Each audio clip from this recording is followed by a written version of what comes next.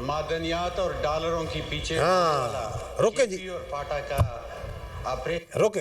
किसकी है ये दहशतगर्दी की जंग? ये फौज वहां पे मादनियात के लिए और डॉलरों के लिए गई हुई है। ये कौन से डॉलर मिल रहे हैं? डॉलर तो इनको मिल रहे हैं, ये अफगानिस्तान तालिबान को। अभी उन्होंने कहा कि 144 बिलियन डॉलर तो अफगानिस्तान में हमने उधर डोला था, उसके बाद से नहीं मिल रहे इनको। वो किधर गया है? वो हिंदुस्तान के पास बैठ के वहां क्या मुआहदे कर रहे हैं, कितने पैसे दे दो, इसके पैसे दे दो, इसके पैसे दे दो। हमें कौन दे रहा है काउंटर टेररिज्म में डॉलर?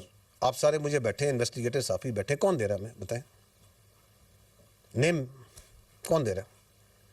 ये पाकिस्तान का अपना पैसा, टैक्स पेयर का हलाल का पैसा लग रहा है इस दहशतगर्दी की जंग में, और हमें हलाल का ही पैसा चाहिए।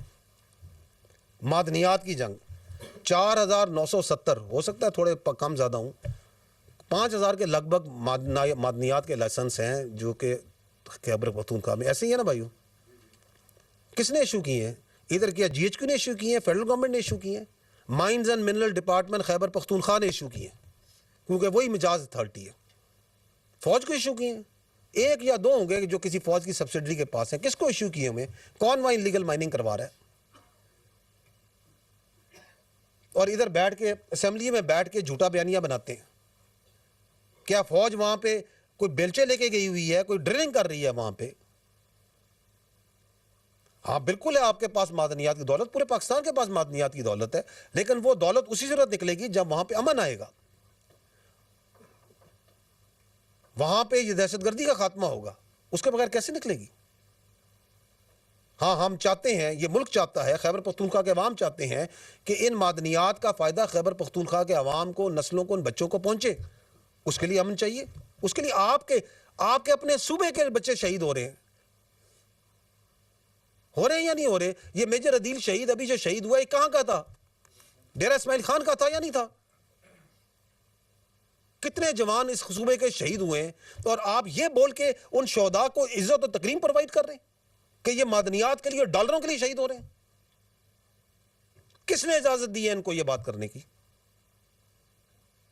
आगे सुने इनको। यकसर मुस्तरद करता हूं। आपने सोचा कि हम बाजवड़ में ऑपरेशन करेंगे, हम अमन में ऑपरेशन करेंगे, हम तीला में ऑपरेशन करेंगे, हम किसी ऑपरेशन को नहीं होने देंगे। ये हमारे सारे जो यहाँ बैठे, हम किसी ऑपरेशन को नहीं होने देंगे।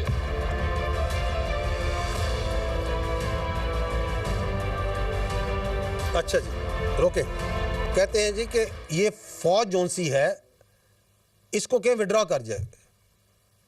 Please listen very carefully and understand, this is army is a federal force and it is there, it works under federal instructions, और हमारा आईनी और कानूनी हम पे हुक्म है पाकिस्तान की टेरिटोरियल इंटेग्रिटी और सिक्योरिटी।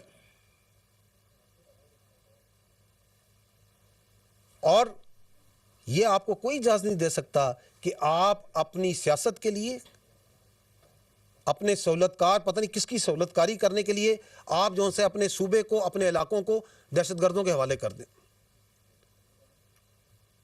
थोड़ा सा माजी में जाए ना, थोड़ा सा, ज़्यादा पुरानी बात नहीं है। जब इसी तरह के सियासी नारों और रिटॉरिक पे स्वात से फौज गई थी तो फिर क्या हुआ था? है इधर कोई भाई स्वात का? क्या हुआ था? किस तरह सैकड़ों नहीं हजारों की कुर्बानी दी थी स्वातियों ने, उन इलाकों के बच्चों ने, मट्टा के लोगों ने दी या नहीं दी? फौजियों ने दी, खैबर पख्तूनख्वा के लोगों ने दी। तो आप यह क्या इसको दोबारा से वहां पे इनकी इजारादारी कायम करना चाहते हैं कि ऑपरेशन नहीं करने देंगे ताकि ये पॉलिटिकल टेरर क्राइम नेक्सस हर जगह फैल जाए? आगे सुनिएगा।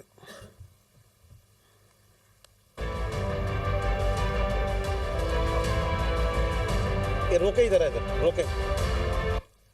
ये फरमा रहे हैं कि इसी तरह एक ज़माने में ANP को गैर मकबूल किया गया था। ANP और पॉलिटिकल और बाकी बहुत से पॉलिटिशियंस और पॉलिटिकल पार्टी खैबर पख्तूनख्वा की गयूर पॉलिटिकल पार्टीज, मुहब्बे वतन, इस अपनी धरती से प्यार करने वाले, वो इस दहशतगर्दी के खिलाफ खड़े हुए या नहीं खड़े हुए? उन्होंने सीनों पे गोलियां खाई। तो ये कह रहे हैं ये कह रहे हैं कि हम नहीं मरने को तैयार, हम नहीं खड़े होंगे, हम इनके साथ शामिल होंगे। सवाल ये है कि कभी इन फितना ख्वारिज ने, इन दहशतगर्दों ने कभी इन पे हमला क्यों नहीं किया? हर पॉलिटिकल पार्टी पे, उनके हमायदीन पे, उनके लीडरों पे हमला किया या नहीं किया? चाहे वो एएनपी हो, चाहे वो जेयूआई हो, चाहे वो पीपल्स पार्टी हो, चाहे वो नून लीग हो, हमला हुआ या नहीं हुआ? इन पे क्यों नहीं करते? क्योंकि आज वो आपको नजर आ रहा है, वो खुद कहते हैं कि हम गैर मकबूल, किसमें मकबूलियत चाहते हैं? फितनाल ख्वारिज में। किनके मंजूर नजर बनना चाहते हैं? फितनाल ख्वारिज के। आगे चलें।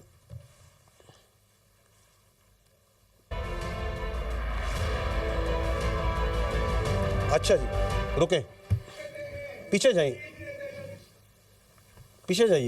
फरमा रहे हैं कि हमें अफगानिस्तान मदद करे। अफगानिस्तान सामने खुल के नंगा हो गया, जो अफगान तालिबान वहां की हुकूमत है, कि वो अमन करेगा पीके में और पाकिस्तान में।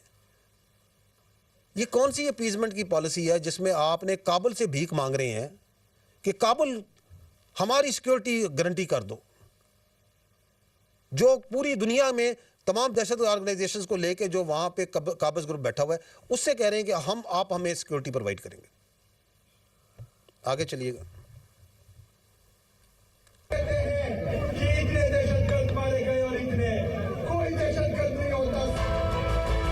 फिर कौन होता है यार? दहशतगर्द नहीं होता, ये कौन है? इनसे पूछने कौन है? फिर जो मिलिट्री ऑपरेशन की तैयारी की जा रही है, तो हम ये मुतालबा करते हैं कि हम यहाँ पर कोई मिलिट्री ऑपरेशन नहीं मानते। हम ये चाहते हैं कि इस सरजमीन पे मिलिट्री ऑपरेशन ना हो। मिलिट्री ऑपरेशन तो 20 साल से हो रहा है, बड़े ऑपरेशन हो गए हैं, 22,000 छोटे ऑपरेशन उन्होंने कर दिए हैं।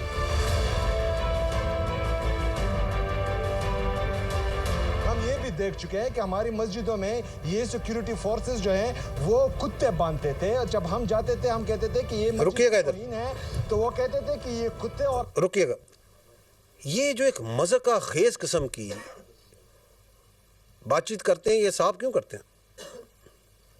क्योंकि जब कोई लॉजिक ना हो, जब कोई आर्गूमेंट ना हो, तो फिर ऐसी ही किस्म की बातचीत करनी है जिसका ना कोई सर है, ना पैर है, ना आगे है, ना पीछे। That by itself shows, talking in this way, that shows that you have no argument. You have got nothing जिसके ऊपर बैठ के आप कोई लॉजिकल बात कर सकते हैं। कि आपके सूबे में 3800 टेररिस्ट इंसिडेंट हो चुके हैं, and this is what you are talking about. जी आगे चलिए।